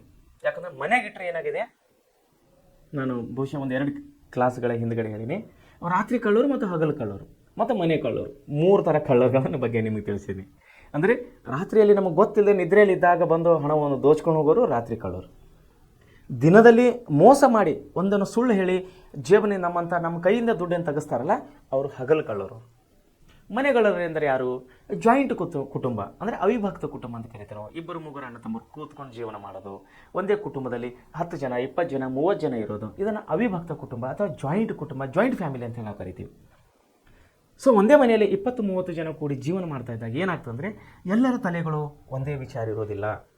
10 ಜನರಲ್ಲಿ ಮನೆ ಇದ್ದೇವೆ ಅಂದರೆ 10 ಜನರ ಮನಶಕ್ತಿಗಳು, ವಿಚಾರ ಶಕ್ತಿಗಳು ಒಂದೇ ಇರೋದಿಲ್ಲ. ಸೊ ಮನೆಗೆ ಸಂಬಂಧಪಟ್ಟ ಮುಖಂಡರು, ಹಿರಿಯರು ಮನೇಲಿ ಎಲ್ಲೋ 1,000 ರೂಪಾಯಿ ಇಟ್ಟರೆ ಯಾರೋ ಒಬ್ಬ 10ರಲ್ಲಿ ಯಾರೋ ಒಬ್ಬನು ಕೆಟ್ಟ ಆಲೋಚನೆ ಮಾಡಿ ಏನು ಮಾಡ್ಬೋದು, ತಪ್ಪು ಮಾಡ್ಬೋದು, ಅದರಲ್ಲಿದ್ದಂಥ ಒಂದು 500 ರೂಪಾಯಿ ತಕ್ಕೋಬೋದು. ಯಾರು ಮನೆಯಲ್ಲಿದ್ದಂಥ ವ್ಯಕ್ತಿ, ಫ್ಯಾಮಿಲಿ ಪರ್ಸನ್, ಅದನ್ನು ನಾವು ಕುಟುಂಬ ಕಳ್ಳತನ ಅಂತ ಕರಿತೀವಿ, ಮನೆ ಕಳ್ಳತನ ಅಂತ ಕರಿತೀವಿ, ಮನೆ ಕಳ್ಳತನವರು ಅಂತ ಕರಿತೀವಿ, ಮನೆ ಕಳ್ಳರು ಅಂತ ಕರಿತೀವಿ. ಸೊ ಹೀಗಾಗಿ ಒಂದು ಹಗಲು ಕಳ್ಳರು, 2ನೇ ರಾತ್ರಿ ಕಳ್ಳರು, 3ನೇದಾಗಿ ಮನೆ ಕಳ್ಳರು. ಆದರೆ ಬ್ಯಾಂಕ್ ಖಾತೆ ತೆಗೆದು ಬ್ಯಾಂಕ್ನಲ್ಲಿ ಹಣ ಇಟ್ಟರೆ ಯಾವುದೇ ಕಳ್ಳರಿಗೆ, ಮನೆ ಕಳ್ಳರಿಗೆ ತೆಗಿಲಾಕ ಬರೋಲ್ಲ, ರಾತ್ರಿ ಕಳ್ಳರಿಗೆ ತಗೊಳಕ್ಕೆ ಬರೋಲ್ಲ, ಹಗಲು ಕಳ್ಳರಿಗೆ ತಗೊಳಕ್ಕೆ ಬರೋದಿಲ್ಲ. ಸೇಫ್, ದುಡ್ಡನ್ನು ಸೇಫ್ ಆಗಿರ್ತದೆ. ಅದು 1 ರೂಪಾಯಿ ಇರಲಿ, ಲಕ್ಷ ರೂಪಾಯಿ ಇರಲಿ, ಕೋಟಿಗಟ್ಟಲೆ ದುಡ್ಡು ಇರಲಿ, ಯಾವುದೇ ತೊಂದರೆ ಇಲ್ಲ, ನಮ್ಮ ಹಣ ಸುರಕ್ಷಿತವಾಗಿರ್ತದೆ. ಆಮೇಲೆ ಬ್ಯಾಂಕ್ ಖಾತೆಯು ಹಣದ ಪಾವತಿಗಳನ್ನು ಮಾಡಲು ಸಹಾಯ ಮಾಡುತ್ತದೆ. ಬ್ಯಾಂಕ್ ಖಾತೆ ಏನು ಮಾಡ್ತೀವಿ, ಹಣದ ಪಾವತಿ. ನಾವು ಹಣವನ್ನು ಈ ಊರಿನಿಂದ ಇನ್ನೊಂದು ಊರಿಗೆ ಕಳಿಸಲಿಕ್ಕೆ, ಉದಾಹರಣೆ ನಮ್ಮ ಬ್ರದರ್, ನಮ್ಮ ಅಣ್ಣ ಒಬ್ಬರು ಬೇರೆ ಊರಲ್ಲಿದ್ದಾರೆ ಅನ್ಕೋರಿ, ಏನೋ ಒಂದು ತೊಂದರೆ ಆಗಿದೆ, ಒಂದು ಆಸ್ಪತ್ರೆ ಖರ್ಚಿದೆ, ಅರ್ಜೆಂಟಾಗಿ ಫೋನ್ ಮಾಡಿ ನಾಗ ಏನು ಮಾಡ್ತೀರಿ, ಅಣ್ಣ ನನಗೆ 1,000 ರೂಪಾಯಿ ಕಳಿಸಿ, ನಾ ತೊಂದರೆಯಲ್ಲಿದ್ದ ಅಂದಾಗ ಅವಾಗೇನು ಮಾಡೋದು, ನಾವು ನಮ್ಮ ಬ್ಯಾಂಕ್ ಖಾತೆಯಿಂದ ಅವರಿಗೆ 1,000 ರೂಪಾಯಿನ ಕಳಿಸ್ಬೋದು. ಸೊ ಈ ಸೌಲಭ್ಯವನ್ನು ಬ್ಯಾಂಕ್ ಖಾತೆ ತೆಗೆಯೋದ್ರಿಂದ ಸಿಗುತ್ತದೆ. ಅದೇ ದುಡ್ಡು ಮನೇಲಿಟ್ಟರೆ ನಾವು ಕಳಿಸ್ಲಿಕ್ಕಾಗೋದಿಲ್ಲ, ಮತ್ತು ದುಡ್ಡು ಮನೇಲಿದ್ದಂಥ ದುಡ್ಡನ್ನು ತೊಗೊಂಡು ಜೋಬ್ನಲ್ಲಿ ಇಟ್ಕೊಂಡು ಬಸ್ ಹತ್ಕೊಂಡು ಆ ಊರಿಗೆ ಹೋಗಿ ಕೊಡಬೇಕು. ಆದರೆ ಬ್ಯಾಂಕ್ ಖಾತೆ ಇದ್ದರೆ ಹಾಗಿಲ್ಲ, ನಾವು ಇಲ್ಲಿ ಕುಂತಲೇ, ಈಗಂತೂ ಫೋನ್ಪೇ ಆಗಿದೆ, 2 ನಿಮಿಷದಲ್ಲಿ ಅವ್ರ ಫೋನ್ ನಂಬರ್ ಹೋದ್ರೆ ಅವ್ರ ದುಡ್ಡು ಅವರಿಗೆ ಹೋಗ್ಬಿಡ್ತದೆ. ಸೊ ಈ ರೀತಿ ಬ್ಯಾಂಕಿನಿಂದ ಹೆಚ್ಚೆಚ್ಚು ಅನುಕೂಲತೆಗಳು ಇವೆ ಗ್ರಾಹಕನಿಗೆ ಅಥವಾ ಮನುಷ್ಯರಿಗೆ. ಆಮೇಲೆ ಬ್ಯಾಂಕ್ ಖಾತೆಯ ಹಣವನ್ನು ವಸೂಲು ಮಾಡಲು ಸಹಾಯ ಮಾಡ್ತೀವಿ. ನೋಡಿರಿ, ಬ್ಯಾಂಕ್ ಖಾತೆ ಏನು ಮಾಡ್ತೀರಿ, ಹಣವನ್ನು ವಸೂಲು ಮಾಡೋಕ್ಕೆ ನಾವು ಕೊಟ್ಟಂಥ ಹಣವನ್ನು ಬ್ಯಾಂಕಿಗೆ ಹಾಕಿಬಿಡಪ್ಪ. ಉದಾಹರಣೆಗೆ ಈಗ ನಾವು ನೋಡಿರಿ, ನಮ್ಮ ಅಣ್ಣನಿಗೆ 1,000 ರೂಪಾಯಿ ಕಳಿಸಿ ಅಂತ ತಿಳ್ಕೊರಿ, ಅಥವಾ ಯಾರೋ ನಮ್ಮ ಫ್ರೆಂಡಿಗೆ 1,000 ರೂಪಾಯಿ ಕೊಟ್ಟಿವಿ ಅಂತ ತಿಳ್ಕೊರಿ. ಒಂದು ತಿಂಗಳಾದಮೇಲೆ ಅವ್ರು ಫೋನ್ ಮಾಡ್ತಾರೆ, ಅಲ್ಲಪ್ಪ ನಿನ್ನ ದುಡ್ಡನ್ನು ರಿಟರ್ನ್ ಕೊಡಬೇಕು, ಹೇಗೆ ಕೊಡಬೇಕು ಹೇಳಪ್ಪ.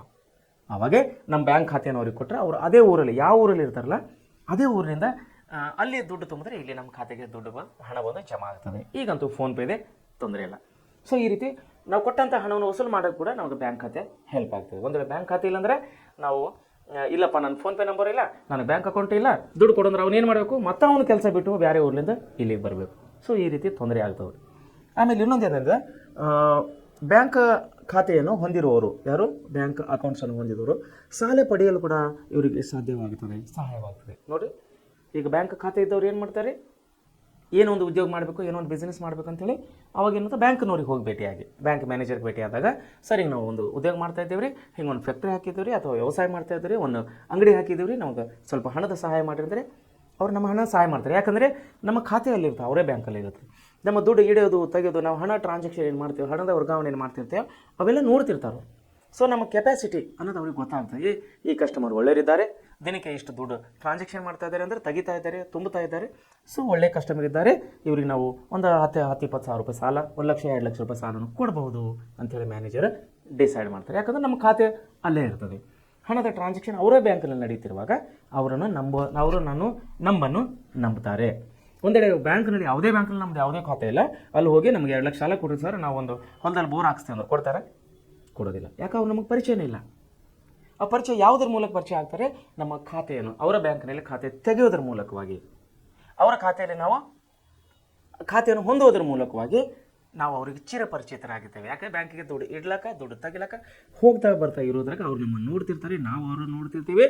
ಒಂದು ಒಳ್ಳೆ ಕಸ್ಟಮರ್ ಅಂತ ಫೈಂಡ್ ಔಟ್ ಆದಾಗ ಅವರು ನಮ್ಮನ್ನು ಕರೆದು ಸಾಲ ಕೊಡ್ತಾರೆ, ಒಳ್ಳೆ ಗ್ರಾಹಕರಿಗೆ ಮಾತ್ರ.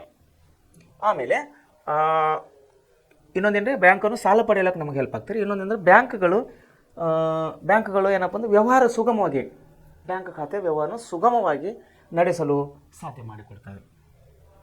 ಬ್ಯಾಂಕು ಖಾತೆದಾರರು ಭದ್ರತಾ ಕಪಾಟುಗಳನ್ನು ಪಡಿಬೋದು. ಭದ್ರತಾ ಕಪಾಟ ನಾನು ಬಹುಶಃ ಕಳೆದ ಒಂದು ಅವಧಿಯಲ್ಲಿ ಹೇಳಿದ್ದೇನೆ, ಕಳೆದ ಒಂದು ಅಧ್ಯಾಯದಲ್ಲಿ. ಭದ್ರತಾ ಕಪಾಟುಗಳು ಅಂದರೆ ಸೇಫ್ ಲಾಕರ್ಸ್ ಅಂತೇಳಿ ಕರಿತೇವೆ ನಾವು.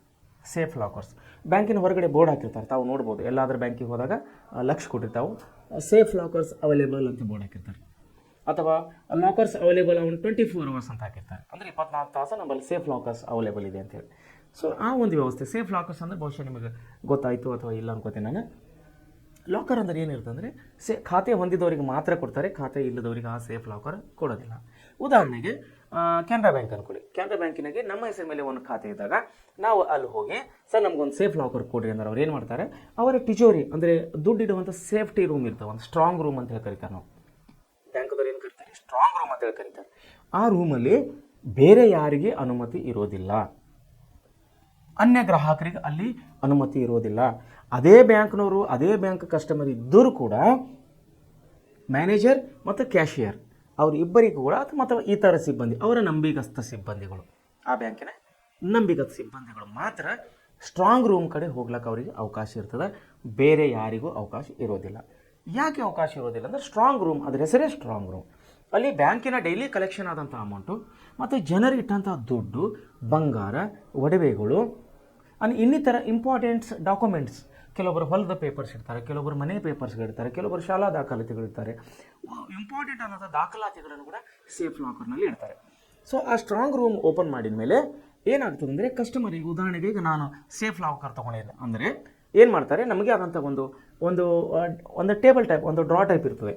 ಉದಾಹರಣೆಗೆ ನಾವು ಈಗ ಟೇಬಲ್ನಲ್ಲಿ ಡ್ರಾ ಇರ್ತಲ್ಲ, ಅಂಥ ಸಿಸ್ಟಮ್ ಇರ್ತದೆ. ಒಂದು ಡ್ರಾ ನಮಗೆ ಕೊಟ್ಟಿರ್ತಾರೆ, ಆ ಡ್ರಾದ ಚಾವಿ ನಮ್ಮ ಹತ್ರನೇ ಕೊಟ್ಟಿರ್ತಾರೆ.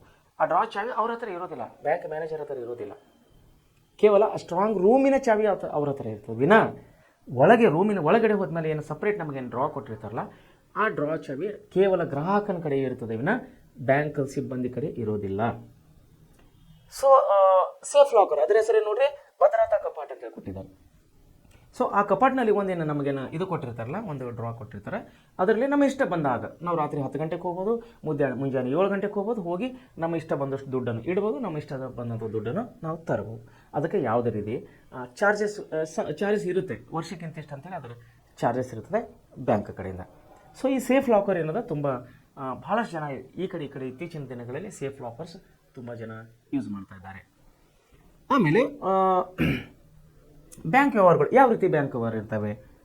ಬ್ಯಾಂಕು ಈ ಕೆಳಗಿನ ಮುಖ್ಯ ವ್ಯವಹಾರಗಳನ್ನು ನಿರ್ವಹಿಸ್ತವೆ. ಎಂಥ ಅಂದರೆ ಉಳಿತಾಯ ಖಾತೆಯನ್ನು ತೆರೆಯುವುದರ ಮೂಲಕ ಗ್ರಾಹಕರಲ್ಲಿ ಉಳಿತಾಯಕ್ಕೆ ಬೆಂಬಲವನ್ನು ಕೊಡ್ತಾರೆ, ಉಳಿತಾಯ ಖಾತೆಗಳನ್ನು ಒಟ್ಟುಗೂಡಿಸಿ ಸಾಲಗಳನ್ನು ನೀಡ್ತಾರೆ.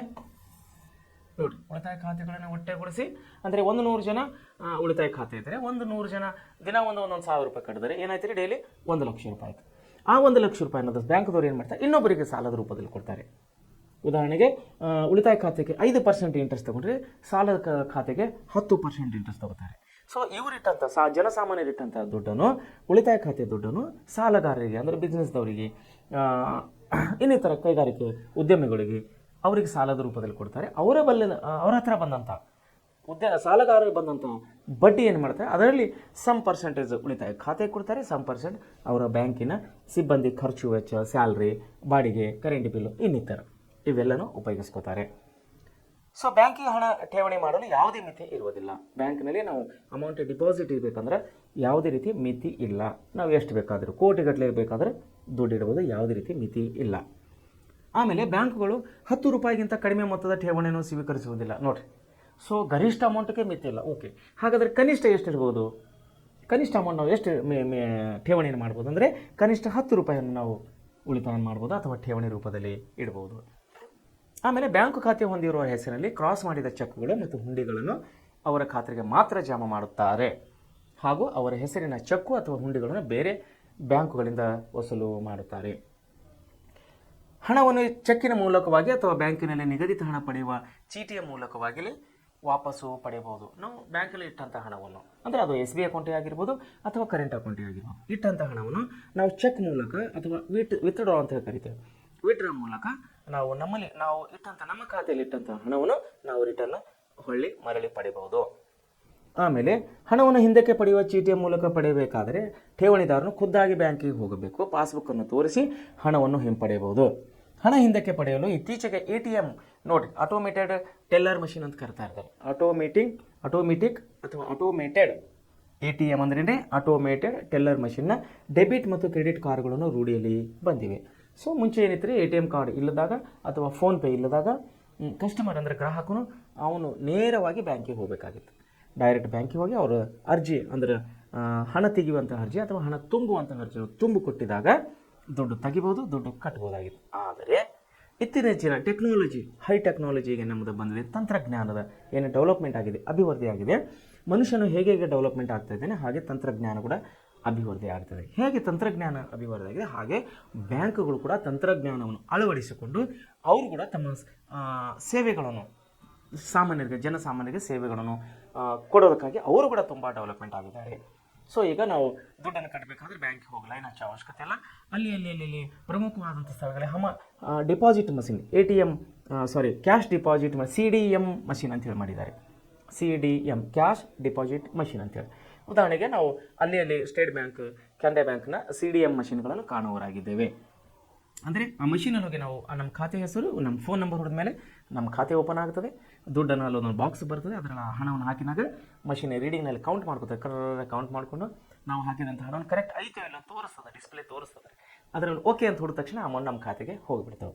ಸೊ ಬ್ಯಾಂಕಿಗೆ ಹೋಗಿ ಲೈನ್ ನಿಲ್ಲುವಂಥ ಅವಶ್ಯಕತೆ ಇಲ್ಲ, ದುಡ್ಡು ಕಟ್ಟಲಿಕ್ಕೂ ಹೋಗೋ ಅವಶ್ಯಕತೆ ಇಲ್ಲ, ದುಡ್ಡು ತೆಗಿಲಿಕ್ಕೆ ಕೂಡ ಹೋಗೋ ಅವಶ್ಯಕತೆ ಇಲ್ಲ. ಟೆಕ್ನಾಲಜಿ ತುಂಬ ಫಾರ್ವರ್ಡ್ ಆಗಿದೆ, ತುಂಬ ಡೆವಲಪ್ಮೆಂಟ್ ಆಗಿದೆ. ಸೊ ಅದನ್ನು ನಾವು ATM ಮತ್ತು ಕ್ರೆಡಿಟ್ ಕಾರ್ಡ್ ಅಂತ ಕರಿತೀವಿ. ನಾವು ಡೆಬಿಟ್ ಕಾರ್ಡ್ ಮತ್ತು ಕ್ರೆಡಿಟ್ ಕಾರ್ಡ್ ಅಂತ ಕರೀತೀವಿ. ಡೆಬಿಟ್ ಕಾರ್ಡ್ ಅಂದರೆ ನಾವು ಇಟ್ಟಂಥ ಹಣವನ್ನು ನಾವು ತಗೊಳ್ಳೋದು. ಕ್ರೆಡಿಟ್ ಕಾರ್ಡ್ ಅಂದರೆ ನಮ್ಮ ಹತ್ರ ಇಲ್ಲಂದ್ರೂ ಕೂಡ ಬ್ಯಾಂಕ್ನವ್ರು ನಮ್ಮನ್ನು ಸಾಲ ಕೊಡ್ತಾರೆ. ಆ ಸಾಲದ ಹಣವನ್ನು ನಾವು ಪಡೆಯಬೇಕಾ ಅಂದರೆ ಅದಕ್ಕೆ ನಾವು ಕ್ರೆಡಿಟ್ ಕಾರ್ಡ್ ಅಂತ ಕರಿತೇವೆ. ಸೊ ಈ ರೀತಿ ಬ್ಯಾಂಕಿನ ಅನ್ನೋದೇ 10 ಹಲವು ಸೌಲಭ್ಯಗಳನ್ನು ಜನರಿಗೆ ಅಂದರೆ ಸಾರ್ವಜನಿಕರಿಗೆ ತುಂಬ ಸಹಾಯ ಮಾಡ್ತಾ ಇದ್ದಾರೆ. ಆಮೇಲೆ ಖಾತೆದಾರರು ಬ್ಯಾಂಕಿನ ಒಂದು ಸ್ಥಿರ ಆದೇಶದ ಮೂಲಕ ನಿಯತಕಾಲಿಕ ಸಂದಾಯಗಳನ್ನು ಮಾಡಲು ಆದೇಶಿಸಬಹುದು ಅಥವಾ ವಿಮಾ ಕಂತಿನ ಪಾವತಿ, ವರಮಾನ ತೆರಿಗೆ ಪಾವತಿ, ವಿದ್ಯುತ್ ಶಕ್ತಿ ಬಿಲ್ಲು, ದೂರವಾಣಿ ಬಿಲ್ಲು ಮುಂತಾದವುಗಳು ಈ ಸಂದಾಯಗಳು ಖಾತೆದಾರನ ಖಾತೆಯಲ್ಲಿ ಖರ್ಚಾಗುತ್ತವೆ. ಆಮೇಲೆ ಖಾತೆದಾರನಿಗೆ ಗೊತ್ತುಪಡಿಸುವ ದರಗಳಲ್ಲಿ ದಿನವಹಿ ಅಂದರೆ ನೋಟ್ಬುಕ್, ಡೈಲಿ ನೋಟ್ಸ್ಬುಕ್ ಅಂತ ಕರಿತೀವಿ ನಾವು. ದಿನವಹಿ, ಮಾಹಯಾನ, ಅಂದರೆ ಮಾಹಯಾನ ಅಂದರೆ ತಿಂಗಳಿಗೆ, ಮಂತ್ಲಿ ಬುಕ್ ಅಂತ ಕರಿತೀವಿ ನಾವು. ಆಮೇಲೆ ತ್ರೈಮಾಸಿಕ, ಕ್ವಾರ್ಟರ್ಲಿ ಅಂತ ಹೇಳಿ ಕರಿತೀವಿ. ಅರ್ಧ ವಾರ್ಷಿಕ ಅಂದರೆ ಹಾಫ್ ಇಯರ್ಲಿ ಅಂತ ಹೇಳಿ ಕರಿತೀವಿ. ಆಮೇಲೆ ವಾರ್ಷಿಕ ಅಂದರೆ ವರ್ಷಕ್ಕೊಂದು ಸಾರಿ ಅಂತ ಹೇಳಿ ಕರಿತೀವಿ. ಸೊ ಹೀಗೆ ಬಡ್ಡಿಯನ್ನು ಅವರ ಖಾತೆಗೆ ಜಮಾ ಮಾಡ್ತಾರೆ. ಕ್ವಾರ್ಟರ್ಲಿ ಬಡ್ಡಿ ಕೊಡ್ತಾರೆ, ಹಾಫ್ ಇಯರ್ಲಿ ಬಡ್ಡಿ ಕೊಡ್ತಾರೆ, ಇಯರ್ಲಿ ಬಡ್ಡಿ ಕೊಡ್ತಾರೆ, ಮಾಹೆಯನ ಮಂತ್ಲಿ ಇಂಟ್ರೆಸ್ಟ್ ಕೊಡ್ತಾರೆ. ಇವೆಲ್ಲ ಹಣವನ್ನು ನಾವು ಇಟ್ಟಂಥ ದುಡ್ಡಿಗೆ ನಮ್ಮ ಖಾತೆಗೆ ಹಣವನ್ನು ಅಂದರೆ ಬಡ್ಡಿಯನ್ನು ಜಮಾ ಮಾಡ್ತಾರೆ. ಆಮೇಲೆ ಸಾಮಾನ್ಯವಾಗಿ ಅರ್ಧ ವರ್ಷಕ್ಕೊಮ್ಮೆ ಏಪ್ರಿಲ್ ಮತ್ತು ಅಕ್ಟೋಬರ್ಗಳಲ್ಲಿ ಅಥವಾ ಫೆಬ್ರವರಿ ಅಥವಾ ಜುಲೈ ತಿಂಗಳಲ್ಲಿ ಈ ಬಡ್ಡಿಯನ್ನು ಜಮಾ ಮಾಡ್ತಾರೆ. ವರ್ಷಕ್ಕೆ 2 ಸಾರಿ ಕೆಲವೊಂದು ಬ್ಯಾಂಕ್ಗಳು ಕ್ವಾರ್ಟರ್ಲಿ ಇಂಟ್ರೆಸ್ಟ್ ಕೂಡ ಹಾಕ್ತಾ ಇದ್ದಾರೆ. ಸಾಮಾನ್ಯವಾಗಿ 2 ಸಾರಿ ಬ್ಯಾಂಕ್ನವರು ನಾವು ಇಟ್ಟಂತಹ ಹಣಕ್ಕೆ, ನಾವು ಟ್ರಾನ್ಸಾಕ್ಷನ್ ಮಾಡಿದಂಥ ಹಣಕ್ಕೆ ಅವರು ಬಡ್ಡಿಯನ್ನು ಕೊಡುವವರಾಗಿದ್ದಾರೆ. ಆಮೇಲೆ ಬ್ಯಾಂಕು ಖಾತೆಗಳನ್ನು ಅದೇ ಬ್ಯಾಂಕಿನ ಇತರೆ ಶಾಖೆಗಳಿಗೆ ತೆರೆದಾಗ ಆದೇಶದಂತೆ ಶಾಖೆಗಳಿಗೆ ವರ್ಗಾಯಿಸುವ ಅವಕಾಶವನ್ನು ಕೂಡ ಕಲ್ಪಿಸಿಕೊಡಿ. ಫಂಡ್ ಟ್ರಾನ್ಸ್ಫರ್ ಅಂತ ಕರಿತೀವಿ ನಾವು. ಅಂದರೆ ಉದಾಹರಣೆಗೆ ನಮ್ಮ ಕೆನರಾ ಬ್ಯಾಂಕ್ ಖಾತೆ ಇದ್ದರೆ ಇನ್ನೊಬ್ಬರ, ನಮ್ಮ ಫ್ಯಾಮಿಲಿಯ, ನಮ್ಮ ಕುಟುಂಬದ ಇನ್ನೊಬ್ಬರ ಒಂದು ಕೆನರಾ ಬ್ಯಾಂಕ್ ಇದ್ದರೆ ನಾವು ಇಲ್ಲಿಂದನೇ ಅವರ ಖಾತೆಗೆ ಹಣವನ್ನು ಟ್ರಾನ್ಸ್ಫರ್ ಮಾಡಬಹುದು ಅಥವಾ ವರ್ಗಾಯಿಸಬಹುದು. ಬ್ಯಾಂಕು ಖಾತೆಗಳು ಅದೇ ಬ್ಯಾಂಕಿನ ಇತರ ಖಾತೆಗಳಿಗೆ ಆದೇಶಗಳನ್ನು ಕೂಡ ವರ್ಗಾಯಿಸಲು ಅವಕಾಶ ಇದೆ. ಬ್ಯಾಂಕಿನಲ್ಲಿ ಖಾತೆಗಳನ್ನು ಅಂತ್ಯ ಮಾಡಲು ಅವಕಾಶ ಇದೆ. ಬ್ಯಾಂಕ್ ಅಕೌಂಟನ್ನು ಕ್ಲೋಸ್ ಕೂಡ ನಾವು ಮಾಡ್ಬೋದು. ನಮಗೆ ಬೇಡಪ್ಪ, ಬ್ಯಾಂಕಿನ ಖಾತೆ ನಮಗೆ ಬೇಡವೇ ಬೇಡ ಅಂತ ಅನಿಸಿದಾಗ ನಾವು ಬ್ಯಾಂಕ್ ಮ್ಯಾನೇಜರ್ಗೆ ಒಂದು ಲೆಟ್ರನ್ನು ಕೊಟ್ಟಿದ್ದಾಗ ನಮಗೆ ಏನು request letter, close the bank account, bank ಖಾತೆಯನ್ನು ಮುಚ್ಚುವ ಸಂಬಂಧ ಅಂಥೇಳಿ ಒಂದು ಕನ್ನಡದಲ್ಲಿ, ಇಂಗ್ಲೀಷ್ನಲ್ಲಿ, ನೀವು ಯಾವುದೇ ಭಾಷೆಯಲ್ಲಿ ನೀವು ಪತ್ರವನ್ನು ಬರೆಕೊಟ್ಟಿದ್ರೆ ಬ್ಯಾಂಕ್ ಮ್ಯಾನೇಜರ್ಗೆ, ಅವ್ರು ಏನು ಮಾಡ್ತಾರೆ, ಎಲ್ಲ ಚೆಕ್ ಮಾಡಿ ಎಲ್ಲ ಓಕೆ ಇದ್ಮೇಲೆ ನಿಮ್ಮದು ಯಾವುದೇ ಸಾಲಗಳು ನಿಮ್ಮ ಮೇಲೆ ಇಲ್ಲ ಆ ಬ್ಯಾಂಕಿನಿಂದ ಅಂದರೆ ನಿಮ್ಮ ಖಾತೆ, ನಿಮ್ಮದು SBI ಖಾತೆ ಇರ್ಬೋದು, ಅದು ಕರೆಂಟ್ ಅಕೌಂಟ್ ಇರ್ಬೋದು, ಯಾವುದೇ ಖಾತೆ ಇದ್ರೂ ಕೂಡ ಅದನ್ನು ನಾವು ಕ್ಲೋಸ್ ಮಾಡ್ಕೋಬೋದು. ಯಾವುದೇ ಸಮಯದಲ್ಲೂ ಕೂಡ ಯಾವುದೇ ರೀತಿ ತೊಂದರೆ ಇಲ್ಲ. ಸೊ ಬ್ಯಾಂಕಿನ ಖಾತೆಯನ್ನು ಅಂತ್ಯ ಮಾಡಲು ಅವಕಾಶಗಳಿವೆ. ಇದಕ್ಕೆ ಕಾರಣ ಸಹಿತ ವಿನಂತಿಸಬೇಕಾಗ್ತದೆ. ಯಾಕೆ ಬ್ಯಾಂಕ್ ಖಾತೆಯನ್ನು ಕ್ಲೋಸ್ ಮಾಡ್ಕೋತಾ ಇದ್ದೀವಿ ಅನ್ನೋದು ಅದಕ್ಕೆ ರೀಸನ್ ಕೊಡಬೇಕಾಗ್ತದೆ. ಎದಕ್ಕೆ ಅನ್ನೋದು ನಾವು ರೀಸನ್ ಕೊಡಬೇಕದು. ಆಮೇಲೆ ಈ ರೀತಿ ಅಂತ್ಯಗೊಳಿಸಲು ಪಾಸ್ ಪುಸ್ತಕ, ಉಳಿದಿರುವ ಚೆಕ್, ಹಾಳೆಗಳು, ATM, ಡೆಬಿಟ್ ಮತ್ತು ಕ್ರೆಡಿಟ್ ಕಾರ್ಡ್ ಮುಂತಾದನ್ನು ಹಿಂದಿರುಗಿಸಿ ಕೊಡಬೇಕಾಗುತ್ತದೆ. ಡೆಬಿಟ್ ಮತ್ತು ಕ್ರೆಡಿಟ್ ಕಾರ್ಡ್ಗಳು 2 ತುಂಡಾಗಿ ಕತ್ತರಿಸಲಾಗುತ್ತದೆ. ನೋಡಿ, ನಾವು ಬ್ಯಾಂಕ್ ಖಾತೆಯನ್ನು ಕ್ಲೋಸ್ ಮಾಡ್ಕೊಂಡಾಗ ಏನೇನು ವಾಪಸ್ ಕೊಡಬೇಕು ನಾವು ಬ್ಯಾಂಕಿಗೆ? ಬ್ಯಾಂಕಿನ ಪಾಸ್ಬುಕ್ಕು, ಅವರ ATM ಕಾರ್ಡು, ಅವರ ಕ್ರೆಡಿಟ್ ಕಾರ್ಡು ಎಲ್ಲವನ್ನು ನಾವು ಅವರಿಗೆ ಹೊಳ್ಳಿ ರಿಟರ್ನ್ ಕೊಡಬೇಕಾಗುತ್ತದೆ. ಸೊ ಅವ್ರು ಏನು ಮಾಡ್ತಾರೆ, ನಾವು ಕೊಟ್ಟಂಥ ಕಾರ್ಡುಗಳು, ATM ಕಾರ್ಡ್ ಆಯಿತು, ಕ್ರೆಡಿಟ್ ಕಾರ್ಡ್ ಆಯಿತು, ಡೆಬಿಟ್ ಕಾರ್ಡು ಎಲ್ಲವನ್ನು ಏನು ಮಾಡ್ತಾರೆ, ಬೈ 2 ಅಂದರೆ ಪೀಸ್ ಮಾಡಿಬಿಡ್ತಾರೆ, ಕಟ್ ಮಾಡಿಬಿಡ್ತಾರೆ. ಆ ಕಾರ್ಡನ್ನು ಇನ್ನೊಬ್ಬರಿಗೆ ಬಳಸಲಿಕ್ಕೆ ಬರೋದಿಲ್ಲ. ಸೊ ಹೀಗೇನಪ್ಪ ಅಂದ್ರೆ ಬ್ಯಾಂಕಿನ ಖಾತೆಗಳು ಅಂತ್ಯ ಮಾಡಲು ಅವಕಾಶಗಳಿವೆ. ಇದಕ್ಕೆ ಕಾರಣ ಸಹಿತ ವಿನಂತಿ ಮಾಡಬೇಕಾಗುತ್ತೆ. ಈ ರೀತಿ ಅಂತ್ಯಗೊಳಿಸಲು ಪಾಸ್ ಪುಸ್ತಕ, ಉಳಿದಿರುವ ಚೆಕ್ಕು, ಹಾಳೆಗಳು, ATM, ಡೆಬಿಟ್ ಕಾರ್ಡ್ಗಳನ್ನು ಮುಂತಾದ ಹಿಂತಿರುಗಿಸಬೇಕಾಗುತ್ತೆ. ಡೆಬಿಟ್ ಮತ್ತು ಕ್ರೆಡಿಟ್ ಕಾರ್ಡ್ಗಳು 2 ತುಂಡುಗಳಾಗಿ ಮಾಡುತ್ತಾರೆ. ಸೊ ಈ ರೀತಿ ನಾವು ಬ್ಯಾಂಕ್ ಖಾತೆಯನ್ನು ಕ್ಲೋಸ್ ಮಾಡ್ಕೋಬೇಕಾದಾಗ ನಾವು ರಿಕ್ವೆಸ್ಟನ್ನು ಕೊಟ್ಟಾಗ ಆ ಬ್ಯಾಂಕ್ ಖಾತೆಯು ಕ್ಲೋಸ್ ಆಗುತ್ತದೆ.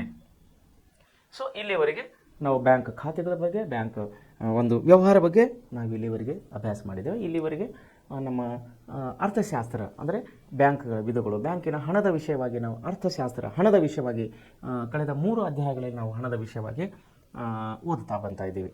ಸೊ ಇಲ್ಲಿವರೆಗೆ ಏನಪ್ಪ ಅಂದ್ರೆ ಸಮಾಜ ಅಧ್ಯಯನ ಮೊದಲನೇ ಹಂತ ಅಥವಾ ಮೊದಲನೇ ಸಮಾಜ ಅಧ್ಯಯನ ಮೊದಲನೇ ಭಾಗವನ್ನು ಇವತ್ತಿಗೆ ಇಲ್ಲೇ ನಾವು ಕ್ಲೋಸ್ ಮಾಡ್ತಾ ಇದ್ದೀವಿ. ನಾಳೆಯಿಂದ ಭಾಗ 2 ಸಮಾಜ ಅಧ್ಯಯನ ಭಾಗ 2 ಅನ್ನೋಂಥ ನಾವು ವಿಷಯಕ್ಕೆ ಹೋಗೋರಾಗಿದ್ದೇವೆ. ಸೊ ವಿದ್ಯಾರ್ಥಿಗಳೇ,